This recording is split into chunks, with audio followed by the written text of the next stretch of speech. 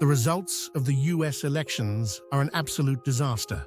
After years of Trump's rule, after numerous right-wing governments around the world, we are still faced with a situation where madmen win elections in countries that have a decisive impact on shaping global politics.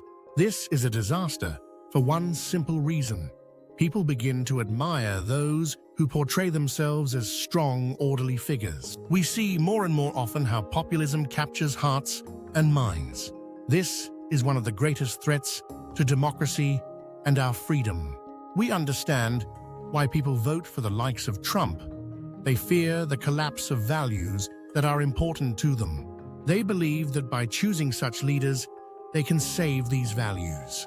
But the truth is, they will not be saved. We must understand what is happening around us, what is happening in the world.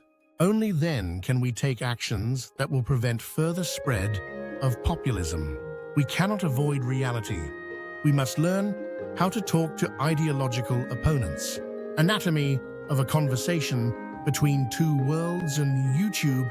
An extraordinary discussion was published between Jordan Peterson, the alt-right guru, and Richard Dawkins, the author of The God Delusion. Peterson, an apologist of ancient stories, prepared a series on the book of Genesis, showing that these ancient tales have a deep message. He believes that religion should play an important role in our lives.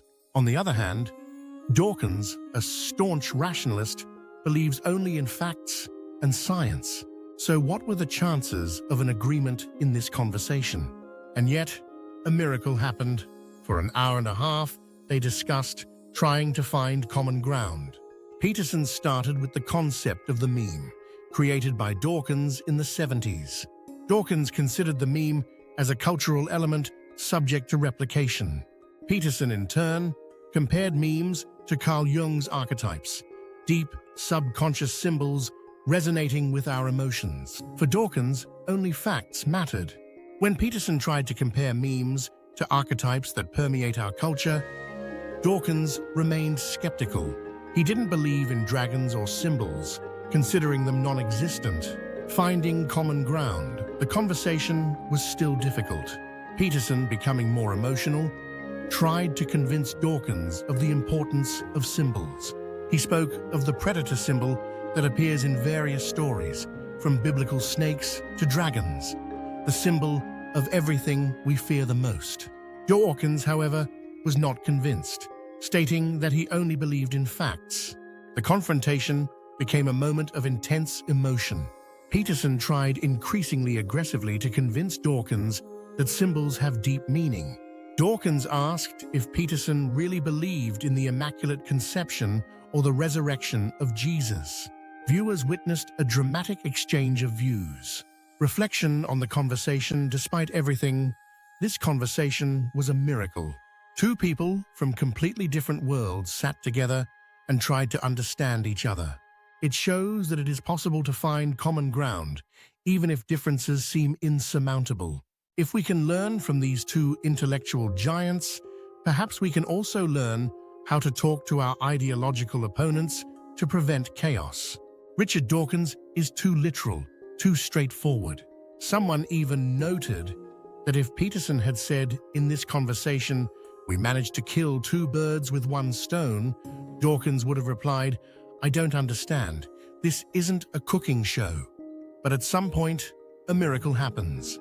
After an hour of conversation, Peterson says, "There's something called the Baldwin effect. It's an evolutionary effect that makes something that isn't inherited start being inherited.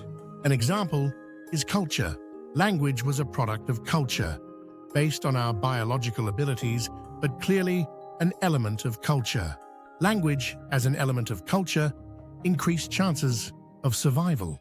Those who spoke beautifully could organize better, seduce better." Peterson emphasizes the role of ancient stories. He says that there are animals that, when they see a predator, freeze in place. Perhaps humans once reacted this way too, but then stories emerged that taught us that it's better to confront danger than run from it. Stories of fighting the dragon, the symbol of ultimate danger, taught us that evil must be confronted. Peterson, as a psychoanalyst and psychotherapist, knows that only confronting what is bad can bring health and a good life. At some point, Dawkins says, "It's interesting that you managed to connect the development of culture, the dragon predator, with the Baldwin effect." The most interesting part was the process of this conversation.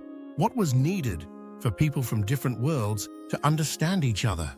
Empathy was key. Peterson could have started from another point, but he showed empathy, referred to books Dawkins had read, showed that he knew his research. Great knowledge was also needed. After this discussion, people said Dawkins is a scientist and Peterson is a preacher. That's not entirely true. Peterson taught at Harvard and the University of Toronto. He's a scientist and a popularizer of science. Knowledge allowed him to find common ground with Dawkins. And finally, patience.